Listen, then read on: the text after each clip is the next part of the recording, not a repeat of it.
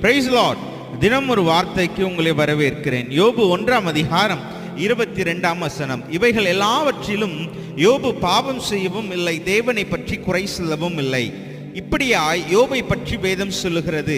யோபு ஒரு செல்வ சீமான். அவர் நடக்கும் பொழுது மற்றவர்கள் அவரை வணங்குவார்கள் என்றும், மிகுந்த சொத்துக்களை உடையவர் ஆயினும் தேவனுக்கு பயப்படுகிற மனுஷன் என்றும், மேலும் பல நல்ல குணாதிசயங்களை உடையவர் இவர் என்றும் வேதம் அழகாய் சொல்லுகிறது.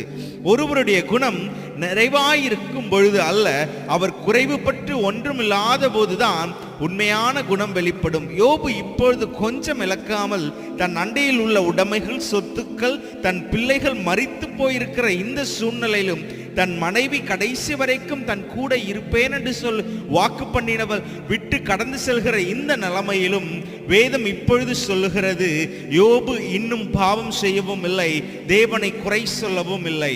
யாரால் இப்படி இருக்க முடியும் என நினைக்கும் நமக்கு யோபின் வாழ்க்கை ஒரு பாடம். நினைத்தது நடக்காத போது, தேவைகள் பெருகும் பொழுது, வேண்டியவைகளுக்காய் காத்திருந்து நடக்காமல் இருக்கும் பொழுது, உறவுகள் மத்தியில் வாக்குவாதம் நடைபெறும் பொழுது, நம்மை அழைத்தவரே முன்பதாய் நிறுத்தி நாம் குறை சொல்லி பாவம் செய்வோம்.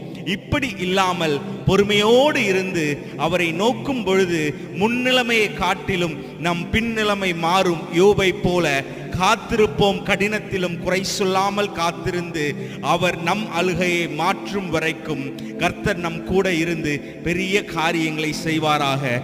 ஆமென், ஆமென்.